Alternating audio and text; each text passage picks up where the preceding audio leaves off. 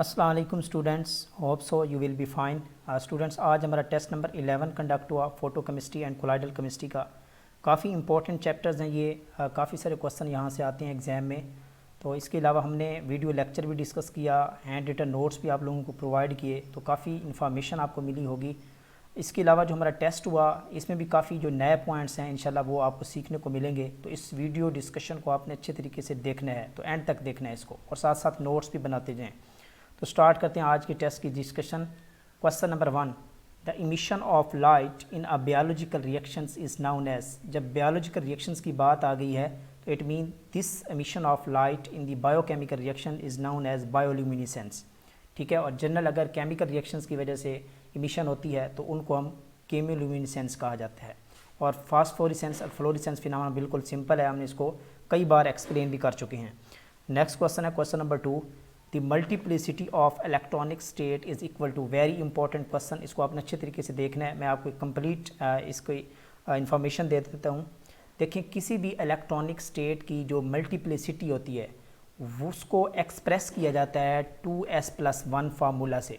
तो ये नोट कर लें कैसे एक्सप्रेस किया जाता है, ये थोड़ा सा मैं आपको डिटेल में बता देता हूँ। देखें, अगर हम बात करें फोटो इलेक्ट्रोकेमिस्ट्री में, फोटो केमिस्ट्री के केस में, तो हमारे पास एक सिंगलेट स्टेट होती है। सिंगलेट स्टेट इस तरह की होती है कि इसमें 2 इलेक्ट्रॉन्स होते हैं। ठीक है, डबलेट स्टेट होती है, no single electron is available. ठीक हो गया। इसी तरह हमारे पास एक डबलेट स्टेट होती है, और डबलेट स्टेट में क्या होता है कि जो इलेक्ट्रॉन्स होते हैं वो ओनली 1 पेयर्ड इलेक्ट्रॉन होता है। क्या होता है? Only 1 paired electron. इस तरह अगर हम बात करें ट्रिपलेट स्टेट की, this is the triplet state, तो इसमें 2 अनपेयर्ड इलेक्ट्रॉन होते हैं जिनकी स्पिन क्या होती है? सेम होती है। तो ये हम देख लें इसको।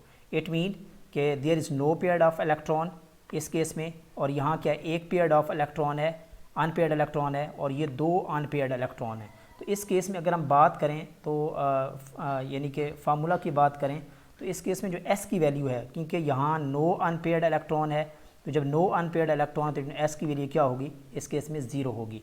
इस तरह यहाँ एक अनपेयर्ड इलेक्ट्रॉन है तो आपको पता है 1/2 प्लस की होती है और -1/2 होती है। तो इट मीन एक अनपेयर्ड इलेक्ट्रॉन है तो इसकी वैल्यू कितनी होगी? 1/2 होगी s की वैल्यू। इस तरह यहाँ 2 अनपेयर्ड इलेक्ट्रॉन है तो 1/2 + 1/2, तो ये कितने हो जाएंगे? तो s की वैल्यू यहाँ होती है 1 होती है। ठीक हो गया। अब ये s की वैल्यू आ चुकी है, तो अब आप इजीली फार्मूला में पुट करके आप वैल्यू निकाल सकते हैं कि सिंगलेट स्टेट में जो मल्टीप्लिसिटी की वैल्यू कितनी होगी? वो होती है, सिंगलेट स्टेट में मल्टीप्लिसिटी की वैल्यू होती है 1। इसी तरह डबलेट स्टेट में जो मल्टीप्लिसिटी की वैल्यू होती है वो कितनी होती है? 2। इस तरह ट्रिपलेट स्टेट में जो मल्टीप्लिसिटी की वैल्यू होती है 3। किस तरह कैलकुलेट कर सकते हैं? s की वैल्यू मैंने आपके साथ शेयर कर दी है तीनों केसेस में, तो आप वैल्यू पुट करते जाएं तो आपकी वैल्यू मिल जाएगी। तो ये बहुत ही सिंपल और अच्छा क्वेश्चन है, तो इसको आपने माइंड में रखना है। नेक्स्ट क्वेश्चन है question number 3, the molecule return from the excited singlet state. Very important, excited singlet state से मॉलिक्यूल किस में? ग्राउंड सिंगलेट स्टेट में आ गया है with the emission of light. देखें, यही हमने फ्लोरेसेंस को हमने एक्सप्लेन किया था कि जब मॉलिक्यूल एक्साइटेड सिंगलेट स्टेट से ग्राउंड सिंगलेट स्टेट में आता है और साथ फोटोन की इमिशन होती है तो इस प्रोसेस को कहा जाता है फ्लोरेसेंस। जबकि अगर हम बात करें फास्फोरेसेंस की, तो इस केस में मॉलिक्यूल जब ट्रिपलेट स्टेट से T1 एक्साइटेड स्टेट से जब सिंगल स्टेट ग्राउंड स्टेट में आता है तो इस केस में भी फोटोन की इमिशन होती है, तो इस प्रोसेस को कहा जाता है फास्फोरेसेंस। और जो इंटर सिस्टम क्रॉसिंग होती है इसमें क्या होता है? इसमें भी जो मॉलिक्यूल होता है उसकी स्पिन चेंज होती है, यानी कि सिंगलेट स्टेट से किस में आता है? ट्रिपलेट स्टेट में आता है T1 में। लेकिन इस केस में जो एक्साइटेशन होती है, मीन आप कह लें कि इमिशन ऑफ लाइट नहीं होती। ये मेन डिफरेंस है फास्फोरेसेंस और इंटर सिस्टम क्रॉसिंग का। और जो बाकी वाइब्रेशनल रिलैक्सेशन है तो ये तो सिंपल प्रोसेस था एक वाइब्रेशनल लेवल से दूसरे में, और ये भी नॉन एक्साइटेशन प्रोसेस होता है, यानी कि नॉन रेडिएटिव प्रोसेस होता है, और इसमें भी स्पिन सेम रहती है। नेक्स्ट क्वेश्चन है 4th, the molecule returns from the excited singlet state. Excited singlet state से ट्रिपलेट स्टेट में आया विदाउट इमिशन ऑफ लाइट। अगर ट्रिपलेट स्टेट से सिंगलेट स्टेट में आता है with the emission of light तो वो हमारा प्रोसेस होता था फास्फोरेसेंस। और अगर सिंगलेट स्टेट से ट्रिपलेट स्टेट में आया है without the emission of light तो इस प्रोसेस को हमने कहा था इंटर सिस्टम क्रॉसिंग। तो ये मैं डिटेल में आपके साथ नोट्स में और डिस्कशन में, वीडियो लेक्चर में डिस्कस कर चुका हूँ। आई थिंक आपको कोई कन्फ्यूजन नहीं होगी। नेक्स्ट क्वेश्चन है question number 5, when transition occurs between the states of same multiplicity. अभी मैंने मल्टीप्लिसिटी को प्रोसेस को एक्सप्लेन किया। जब आपकी मल्टीप्लिसिटी सेम रहती है। सेम कैसे रहती है? ग्राउंड से एक्साइटेड में जाएं तब भी सेम, वाइब्रेशनल में तब भी सेम, इंटर सिस्टम क्रॉसिंग में सिर्फ चेंज होती है, ठीक है, और इंटरनल कन्वर्जन में भी सेम रहती है, ठीक है। तो it mean without the emitting light, अगर तो विदाउट इमिटिंग ऑफ लाइट है और मल्टीप्लिसिटी सेम रहती है तो it mean this is the internal conversion. अगर आपकी जो मल्टीप्लिसिटी है सेम रहती है with the emission of light तो वो क्या बन जाएगी? फ्लोरिसेंस बन जाएगी फिर, ठीक है। तो आई थिंक आपको समझ आ गई होगी। नेक्स्ट क्वेश्चन है question number 6, the diameter of colloidal particle ranges from. देखिए स्टूडेंट्स, मैंने आपके साथ वीडियो लेक्चर में भी आपके साथ शेयर किया था कि देखें ये ranges different books different range show करती हैं, लेकिन कॉन्सेप्ट सेम होता है। आपने एक यूनिट को दूसरे यूनिट में कन्वर्ट करना सीखना है, ठीक है। तो मैंने अपने नोट्स के अंदर ये भी शेयर किया था कि ये जो कोलाइडल पार्टिकल्स की रेंज होती है वो होती है 1 नैनोमीटर से लेकर ऑलमोस्ट 100 नैनोमीटर, और कुछ बुक्स जो है ना वो इसको 1000 नैनोमीटर भी लिखते हैं। तो ये ऑलमोस्ट अगर इसको मीटर में कन्वर्ट करें तो ये 10⁻⁻⁹ से 10⁻⁻7 या 6 तक जाके ये वैल्यू बनती है। तो ये आपकी वैल्यू आ जाएगी किस केस में? In case of colloidal particle का जो डायमीटर का साइज़ है। So next question number 7, the process of separating crystalloid from a colloidal by the filtration. इसको हमने बड़े अच्छे तरीके से देखा भी था। डायलिसिस का जो प्रोसेस होता है ये बेसिकली ये हमें एक्सप्लेन करता है कि when is the process use for the separation of colloidal particles, यानी कि कोलाइडल पार्टिकल्स को प्यूरीफाई करने के लिए हमने ये प्रोसेस यूज़ किया था डायलिसिस, और इसमें सिंपल जो है ना वो फिल्ट्रेशन का प्रोसेस होता है। अगर हम बात करें इस केस में जो इमल्जन है, इमल्सिफिकेशन है, basically this is the formation of emulsion की फॉर्मेशन है, और ये क्या है? ये कोलाइडल फॉर्मेशन है। This is not the preparation या प्यूरिफिकेशन प्रोसेस, ये फॉर्मेशन ऑफ कोलाइड्स है, ये हम फॉर्मेशन में हमने पढ़ा था। इस तरह कोगुलेशन की बात करें तो कोगुलेशन होता है स्मॉल पार्टिकल जब एग्रीगेट करके लार्ज पार्टिकल बनाते हैं, तो ये है कोगुलेशन। तो ये भी किस में आता है? This is also in the formation of colloidal particle. तो ये भी कोलाइडल पार्टिकल की फॉर्मेशन का मेथड है। इस तरह पेप्टाइजेशन का बात करें तो ये दोनों इन्वर्स प्रोसेस हैं, ये ऑलरेडी मैं आपके साथ शेयर कर चुका हूँ। पेप्टाइजेशन में क्या होता है? Basically break down of aggregated particle. जो हमारे पास एग्रीगेटेड पार्टिकल्स होंगे इनकी हम क्या करेंगे? इनकी करेंगे ब्रेक डाउन, और इसको हम लेके जाएंगे फाइन कोलाइडल पार्टिकल्स में लेके जाएंगे। तो इस प्रोसेस का नाम है पेप्टाइजेशन कहा जाता है इसको। नेक्स्ट क्वेश्चन है question number 8, the life time of phosphorescence process is. तो मैंने डायग्राम में बहुत सारी वैल्यूज़ आपके साथ शेयर की थी और उसकी रेंजेस भी डिस्कस की थी, और इसके अलावा जो नेट वैल्यू थी वो भी मैंने आपके साथ शेयर की थी। देखिए जो नैनो सेकेंड का प्रोसेस होता है दिस इज़ द फ्लोरिसेंस। ये कौन सा है? ये है फ्लोरिसेंस का प्रोसेस होता है। और जो फेम्टो सेकेंड होता है 10⁻⁻15 सेकेंड, ये हमने क्या कहा था? This is the absorption process. ये कौन सा है? एब्जॉर्प्शन प्रोसेस है। और माइक्रो सेकेंड जो होता है जो कि 10⁻⁶ होता है, दिस इज़ द फास्फोरेसेंस। ये कौन सा है? फास्फोरेसेंस प्रोसेस है। और जो एंगस्ट्रॉम वगैरह होता है ये बाकी जो इंटर सिस्टम क्रॉसिंग वगैरह होती हैं उसमें होता है ये। ठीक हो गया। 9th क्वेश्चन है colloidal solution of silver is prepared by, very important. इसकी भी मैं डिटेल शेयर कर चुका हूँ लेक्चर में। देखिए मैंने आपके साथ शेयर किया था कि जो मेटल के कोलाइड्स हैं उनकी प्रिपरेशन के लिए जो मेथड यूज़ होता है उसका नाम है ब्रिडिक्स आर्क मेथड, या जिसको हमने कहा था इलेक्ट्रो मेथड भी कहा था, ठीक है। तो ये हमें हमारा मेथड यूज़ होता है Bredig's arc method for the preparation of colloidal particle. जबकि जो पेप्टाइजेशन प्रोसेस है ये भी हम डिस्कस कर चुके हैं, और इसके अलावा जो डायलिसिस है ये तो है ही प्यूरिफिकेशन प्रोसेस, ठीक है। This is the purification process, this is not the synthesis process. Next question है question number 10, the movement of colloidal particles toward the oppositely charged electrodes on passing electric current, this is known as cataphoresis. इसको हम इलेक्ट्रोफ्रोसिस भी कहा जाता है। इलेक्ट्रोफ्रोसिस की 2 types होती हैं, एक केटाइनिक इलेक्ट्रोफ्रेसिस होता है और एक एनायनिक इलेक्ट्रोफ्रेसिस होता है। तो जो केटाइनिक इलेक्ट्रोफ्रेसिस है उसको हम कैटाफ्रेसिस भी कहा जाता है। केटाइन से, केटामीन केटाइन से निकला है, तो cationic electrophoresis is also known as cataphoresis. Very important question, ठीक है। और नेक्स्ट क्वेश्चन है question number 11, cold liver oil is an example of. तो ये कोल्ड लिवर ऑयल एग्जाम्पल है वाटर इन ऑयल इमल्जन की। ये किसकी एग्जाम्पल है? This is the example of water in oil. और अगर हम बात करें ऑयल इन वाटर इमल्जन की तो ये सिंपल हमने कहा था कि दिस इज़ दी मिल्क इसके एग्जांपल में आता है। और जो जेल है ये तो बेसिकली आपने लिक्विड जो है अब आपकी बर्स्ट फेस हो और सॉलिड जो है आपकी डिस्पर्शन फेज़ हो तो उस वक्त इसको जेल कहा जाता है। नेक्स्ट क्वेश्चन है question number 12, the term use to determine the protective power of a lyophilic colloid, very important terminology एक यूज़ होती है कोलाइडल केमिस्ट्री में, इसको कहा जाता है गोल्ड नंबर। ये इंपॉर्टेंट टर्म है, आप इसको याद रख लें तो ये एग्जाम में आ सकती है। गोल्ड नंबर ये एक इंपॉर्टेंट टर्म है। 13 है in which solution Tyndall effect is not absorb, किस सोल्यूशन में टाइंडाल इफेक्ट एब्जॉर्ब नहीं होता। देखें जो कोलाइडल सोल्यूशंस हैं उनमें टाइंडाल इफेक्ट देखा जाता है। गोल्ड सोल ये भी हमने पढ़ा था कि this is the colloidal solution. Milk भी इमलियन है तो इमलियन भी कोलाइडल सोल्यूशन में आता है, इस तरह ये भी कोलाइडल है। तो sugar solution this is the true solution, और ट्रू सोल्यूशन में टाइंडाल इफेक्ट नहीं देखा जा सकता। नेक्स्ट क्वेश्चन है 14, a colloidal solution of liquid over solid, ये अभी हमने डिस्कस किया है। देखें जब लिक्विड जो है हमारे पास डिस्पर्स्ड फेस हो, स्मॉल अमाउंट हो, और सॉलिड जब लार्ज अमाउंट में हो तो उस वक्त जो हमारे पास कोलाइडल सोल्यूशन बनता है उसको जेल कहा जाता है।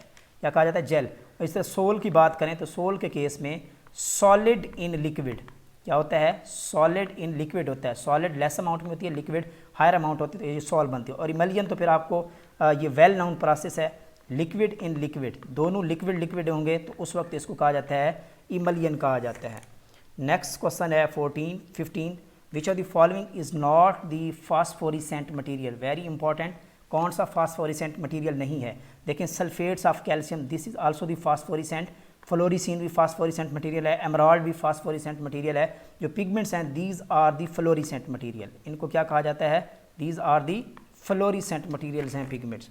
नेक्स्ट क्वेश्चन है 16, which of the following is the fastest process in the photochemistry, ये भी काफ़ी इंपॉर्टेंट क्वेश्चन है। मैंने जब लेंस की डायग्राम में सारी डिटेल बताई थी। देखें जो एब्जॉर्प्शन का प्रोसेस होता है ये 10 की ताकत नफी 15 सेकंड ऑलमोस्ट इसके होते हैं। फ्लोरिसेंस में होते हैं ऑलमोस्ट 10 रेज़ की पावर माइनस 9 सेकंड, फास्फोरिसेंस में तो 10 रेज़ की पावर माइनस 6 सेकंड, वाइब्रेशन में तकरीबन 10 की ताकत नफी 14 से लेकर 10 की ताकत नफी 12 हमने बात की थी। तो ये एक प्रोसेस है। तो सबसे पहले देखें तो this is the smallest value, 10 raise की power minus 15 is the very smallest time and this is the first process. Absorption process is the first process in the case of photochemistry. और अगर आपसे पूछा जाए कि एक्साइटेशन केमिस्ट्री में, यानी कि आप कह लें कि इमिशन प्रोसेस में अगर देखे जाएँ तो सबसे फास्ट प्रोसेस क्या होगा? वो होगा आपका फ्लोरिसेंस। इमिशन प्रोसेस की बात करें तो फ्लोरिसेंस, फास्फोरिसेंस, तो इन दोनों में से कौन सा होगा? फ्लोरिसेंस होगा। नेक्स्ट क्वेश्चन है 17, the glow of firefly is due to the aerial oxidation of luciferin, एक कंपाउंड होता है, ठीक है, इसकी वजह से इसकी ग्लो होती है। It is the example of chemiluminescence, इसको केमोल्यूमिनेसेंस कहा जाता है due to the chemical compound like luciferin की वजह से। इसमें हम डिटेल प्रोसेस हमने डिस्कस किया था वीडियो लेक्चर में, ठीक है। इसमें ल्यूसीफेरेज एंजाइम यूज़ करते हैं, ऑक्सीडेशन करवाई जाती है, एरियल ऑक्सीजन की मौजूदगी में होता है, और कुछ सॉल्ट भी उसमें यूज़ करते हैं for the stabilization. So next question है 18, which type of molecules form the micelles, very important. मैंने आपको कहा था कि माई सेल्स काफ़ी इंपॉर्टेंट टॉपिक है। तो माई सेल्स की फॉर्मेशन के लिए सरफेक्टेंट मालिक्यूल्स रिक्वायर्ड होते हैं, जो कि सरफेक्टेंट मालिक्यूल्स एग्जांपल लें, these are the soap, detergents. इनके पास क्या होता है? सरफेक्टेंट मालिक्यूल्स वो मालिक्यूल्स होते हैं जिनके पास दो पार्ट होते हैं। एक हमारे पास क्या होता है? हाइड्रोफिलिक पार्ट होता है, हाइड्रोफिलिक, और एक होता है हाइड्रोफोबिक। क्या होता है? हाइड्रोफोबिक पार्ट होता है। हाइड्रोफिलिक जो होता है ये हमारा बेसिकली कीटानिक या इनैनिक पार्ट होता है, यानी कि पोलर पार्ट होता है, और ये हमारा क्या होता है? नॉन पोलर पार्ट होता है। तो इसकी डिटेल मैं डिस्कस कर चुका हूँ किस तरह ये क्लिनसिंग एक्शन में यूज़ होते हैं, ठीक है। तो इसके लिए जो सरफेक्टेंट मालिक्यूल्स होते हैं इसमें पोलर और नॉन पोलर दोनों पार्ट्स होते हैं, ठीक है। तो ये भी नहीं हो सकता, ये भी नहीं हो सकता, और न्यूट्रल भी नहीं हो सकता। So correct option is A. Next question है 19, in photochemical reactions the value of free energy change, ये भी इंपॉर्टेंट क्वेश्चन है, बड़े कंसेप्चुअल क्वेश्चन है। अगर आपने वो नोट्स सही तरीके से पढ़े हैं, लेक्चर को सही तरीके से समझा है, तो आप इजीली सारे क्वेश्चन सॉल्व कर सकते हैं। देखिए अगर हम बात करें फोटोकेमिकल रिएक्शंस की, तो ये बेसिकली 2 टाइप्स के रिएक्शंस होते हैं, या तो एब्जॉर्प्शन का फिनोमेना हो रहा होता है, या फिर इसमें क्या होता है? इमिशन का फिनोमेना होता है, जिसमें डिफरेंट प्रोसेस आ जाते हैं, ठीक है। तो एब्जॉर्प्शन के लिए फोटोन एनर्जी रिक्वायर्ड करता है इलेक्ट्रॉन को इमिट कराने के लिए ग्राउंड स्टेट से दी हायर ऑक्सीडेशन स्टेट में। This is an endothermic process, तो इस केस में डेल्टा जी की वैल्यू क्या होगी? पॉजिटिव होगी। इसी तरह अगर हम बात करें इमिशन की, तो इस केस में क्योंकि फोटोन की फॉर्म में एनर्जी रिलीज़ होती है, ठीक है, इमिशन होती है, तो this is the delta G negative value, this is the non spontaneous process होता है। तो इट मीन्स कि फोटोकेमिकल रिएक्शन में वो डिपेंड करता है कि कौन सा प्रोसेस हो रहा होगा, यानी कि नेगेटिव भी हो सकती है, पॉजिटिव भी हो सकती है। So correct option is D. Next process है, नेक्स्ट क्वेश्चन है 20, for a reaction that obeys the Einstein law, very important. Einstein law को कौन सी कंडीशन फुलफिल करती है? देखें, ये है हमारे पास यील्ड, क्या है, दिस इज़ आवर यील्ड। तो इसकी हम बात कर लेते हैं। अगर हम बात करें कि अगर तो फाई की वैल्यू 1 आती है, तो हमने कहा था कि दिस फॉलोज़ दी, जितनी लाइट एब्जॉर्ब होती है उतनी ही इमिट हो रही होती है, और ये आइंस्टाइन लॉ को ओबे करता है। और अगर तो इसकी वैल्यू लेस दैन 1 होती है, तो it mean low quantum yield हमें मिलती है। कौन सी मिलती है? लो क्वांटम यील्ड। अगर 1 से ग्रेटर होती है, तो it mean high quantum yield की मिलती है हमें। और अगर इसकी वैल्यू 0 हो, इसकी वेरी इंपॉर्टेंट, अगर इसकी वैल्यू 0 हो, it means there is no photochemical reactions. Very important, note कर लें, इसको ऐड कर लें अपने नोट्स में। तो इसका मतलब ये हुआ no photochemical reaction. Light absorb होगी लेकिन एक्साइटेड स्टेट में इलेक्ट्रॉन नहीं जाएगा, इसको कहते हैं नो फोटोकेमिकल रिएक्शन। ठीक हो गया। नेक्स्ट क्वेश्चन है 21, medicines are generally used as colloids because of, medicine generally colloids use होती हैं because of charge particles, no sufficient condition. ठीक है, चीपर, नो, ये भी कोई ख़ास रीज़न नहीं है। ईजिली प्रिपेयर्ड, ये भी कोई ख़ास रीज़न नहीं है। ठीक है, और ईजी असिमिलेशन, वेरी इंपॉर्टेंट, क्योंकि उस मेडिसन ने एब्जॉर्ब होना होता है टिश्यूज़ के अंदर फॉर द प्रॉपर एक्शन। तो इसके लिए जो एब्जॉर्प्शन का प्रोसेस है, यानी कि कोलाइड्स की फॉर्म में, ये इसकी मेन प्रॉपर्टी है असिमिलेशन की, ईजी असिमिलेशन के लिए। 22 है, which of the following is an elastic gel. Gel की 2 टाइप्स हमने स्टूडेंट डिस्कस की थी, एक इलास्टिक, एक नॉन इलास्टिक। तो इसमें से अगर हम बात करें सिलिका जेल की, ये भी नॉन इलास्टिक है, ये भी नॉन इलास्टिक है, ये भी नॉन इलास्टिक है। तो this is an the elastic gel. Gelatin gel को इलास्टिक जेल कहा जाता है और ये रिवर्सिबल प्रोसेस होते हैं। 23 की बात कर लेते हैं, the movement of dispersion medium under the influence of electric field is known as. Important question है, इंपॉर्टेंट क्वेश्चन देख लेते हैं कि the movement of dispersion medium under the influence of electric field, इसको कहा जाता है इलेक्ट्रोऑस्मोसिस कहा जाता है। और इसी तरह एक और टर्मिनोलॉजी है जिसको इलेक्ट्रोफ्रोसिस कहा था। इन दोनों में बीच में डिफरेंस क्या है, वेरी इंपॉर्टेंट, ये समझना बहुत ज़रूरी है। देखें, इलेक्ट्रोऑस्मोसिस में डिस्पर्शन मीडियम क्या करता है, इलेक्ट्रोसिस में डिस्पर्शन मीडियम मूव करता है। नोट कर लें, डिस्पर्शन जो मीडियम होता है, ठीक है, ये क्या करता है, ये मूव करता है। बट अगर हम इलेक्ट्रोफ्रोसिस में बात करें तो डिस्पर्स्ड मीडियम जो है ये मूव करता है। इसी तरह इसमें जो है ना कोलाइडल पार्टिकल या डिस्पर्स्ड पार्टिकल मूव नहीं करते, इसमें डिस्पर्स्ड पार्टिकल मूव करते हैं। तो ये इसमें मेन डिफरेंस है, बाकी चार्जेस दोनों में होते हैं। नेक्स्ट क्वेश्चन है 24, विच of the following is N emulsifying agent. इनमें से कौन सा जो है वो इमल्सीफाइंग एजेंट है। Very important question. 2 तरीके से क्वेश्चन आते हैं, एक आता है कि which is the one is the best example for the emulsion, कौन सा इमलियन है और कौन सा इमल्सीफाइंग एजेंट है। तो दोनों को आपने याद रखना है। इमल्सीफाइंग एजेंट क्या चीज़ होती है, इमल्सीफिकेशन प्रोसेस को स्टेबल करने के लिए, स्टेबलाइज करने के लिए हम उसमें इमल्सीफाइंग एजेंट डालते हैं। तो कौन कौन से यूज़ हो सकते हैं। मिल्क जो है बेसिकली दिस इज़ एन इमलियन, ये क्या है, ये इमलियन है जो कि कोलाइडल पार्टिकल है। इस तरह चीज़ की अगर हम बात करें तो चीज़ हमारे पास जो है this is a example of gel, तो ये एक जेल है। पेंट की बात करें तो दिस इज़ अ सोल, ये एग्जांपल हम डिस्कस कर चुके हैं।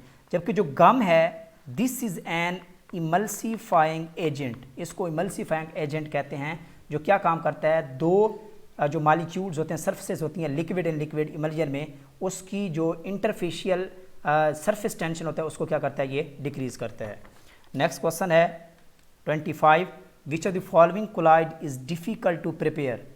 ये भी इंपॉर्टेंट क्वेश्चन है।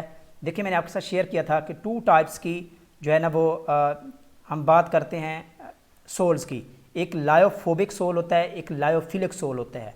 लायोफिलिक जो होती है this is the solvent loving, इसको हमने कहा था सॉल्वेंट लविंग। इट मीन कि डिस्पर्स्ड फेस और डिस्पर्शन मीडियम के बीच में अट्रैक्शन होती है, और जब अट्रैक्शन होती है तो ये इजीली आप किसी भी सॉल्वेंट में या वाटर में इसको डिज़ोल्व करें तो ये इजीली क्या हो जाती है, प्रिपेयर हो जाती है। This is an easy method. जो लायोफोबिक होती है, सिंपली जो हाइड्रोफिलिक है, ये आप वाटर सॉल्वेंट यूज़ करते हैं तो इसको हम कहते हैं हाइड्रोफिलिक। ये वही बात है, ये लायोफिलिक की एग्जांपल में आता है। लायोफोबिक की अगर हम बात करें तो इस केस में this is the solvent hating, इसको क्या कहा जाता है, सॉल्वेंट हेटिंग कहा जाता है, और इसके बीच में अट्रैक्शन कम है। तो इसके लिए फिर हमें क्या करना पड़ता है, एडिशनल मेथडोलॉजी अप्लाई करनी पड़ती है, एडिशनल मेथड्स ऐड करने पड़ते हैं, तब जाके ये सोल जो है ये प्रिपेयर होती है। So correct option is C. Next question है 26, in foams the dispersed phase and dispersion medium is.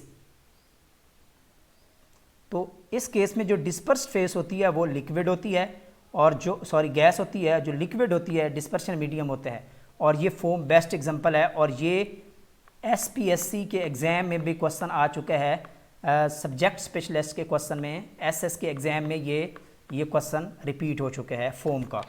Next question है 27, इन photography which type of colloidal solution is used. ये मशहूर ज़माना क्वेश्चन है, ठीक है, जिसका ये भी रॉन्ग है, तो आई थिंक उसको पढ़ना चाहिए, शर्म भी करनी चाहिए।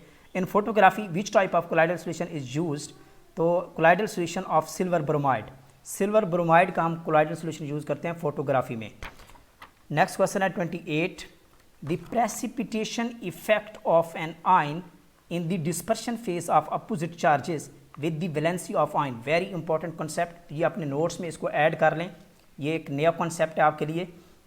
ये एक लॉ यूज़ होता है इस कॉन्सेप्ट को डिस्कस करने के लिए, उस लॉ का नाम है हार्डे-शुल्ज़ लॉ। उसका नाम नोट कर लें, ये नाम नोट कर लें, बहुत इंपॉर्टेंट है। हार्डे SCHULZE, हार्डे-शुल्ज़ रूल इसको कहा जाता है, हार्डे-शुल्ज़ रूल कहा जाता है। ये रूल ये कहता है कि जिस आयन को आपने प्रेसिपिटेट करवाना है डिस्पर्शन फेज में, ठीक है, तो उसकी जो ऑक्सीडेशन स्टेट होगी या वैलेंसी होगी, ठीक है, वो डिपेंड करेगी उसकी प्रेसिपिटेशन इफेक्ट पे। वो उतना जल्दी प्रेसिपिटेट होगा जितनी उसकी वैलेंसी या क्या होगी, ऑक्सीडेशन स्टेट होगी। तो इसका मतलब यह है कि precipitation effect in the dispersion phase of opposite charges increases with the valency. तो इंक्रीज होता है विद दी वैलेंसी इंक्रीज करने से। सेम क्वेश्चन आगे रिपीट है 29 में, वो कहता है कि प्रेसिपिटेशन पावर ऑफ एल्यूमिनियम है, सोडियम है, बेरियम है, इन दी ऑर्डर किसकी ज़्यादा होगी। तो ये जो रूल हमने पढ़ा है हार्डे-शुल्ज़ रूल, ये कहता है कि जिसकी हायर ऑक्सीडेशन स्टेट या वैलेंसी होगी उसकी प्रेसिपिटेशन पावर ज़्यादा होगी, वो इजीली प्रेसिपिटेट हो जाएगा। ठीक हो गया। तो इट मीन एल्यूमिनियम की सबसे ज़्यादा है, तो एल्यूमिनियम की सबसे ज़्यादा देन क्या होगी, बेरियम की होगी, और उसके बाद जो होगी किसकी होगी, सोडियम की होगी, उसके बाद सोडियम की होगी। So correct option is B. Last question है 30, which of the following is an incorrect statement about the colloids. तो कोलाइड्स के बारे में कौन सी इनकरेक्ट स्टेटमेंट है। तो देखें, कोलाइड्स ट्रायंगल इफेक्ट भी शो करते हैं, और इनका साइज़ हमने देखा था कि 1 से लेकर 100 नैनोमीटर, इट मीन 50 नैनोमीटर भी कोलाइडल के साइज़ में आता है, और इसका हेट्रोजीनियस नेचर थी। ये सारे करेक्ट ऑप्शन हैं, लेकिन कोलाइड कोआगुलेटेड फॉर्म में हो सकता है, उसकी कोआगुलेशन हो सकती है। So this is the wrong statement. ये थी जी आज की डिस्कशन, जो कि काफ़ी इंपॉर्टेंट डिस्कशन थी कोलाइडल केमिस्ट्री के हवाले से। इसको नोट करें, जो नए पॉइंट्स आपको मैंने ऐड किए हैं डिस्कशन के अलावा, इसके अलावा नोट्स के अलावा, तो आप उसको अपने नोट्स का हिस्सा बना लें, तो इंशाल्लाह आपकी बहुत तैयारी अच्छी होगी। कोई भी क्वेश्चन आपका कोलाइडल केमिस्ट्री से ड्रॉप नहीं होगा। तो अच्छी तैयारी करें, पढ़ते रहें, और इंशाल्लाह अल्लाह ताला आप लोगों को कामयाब फरमाएगा। जज़ाकल्लाह, थैंक यू सो मच।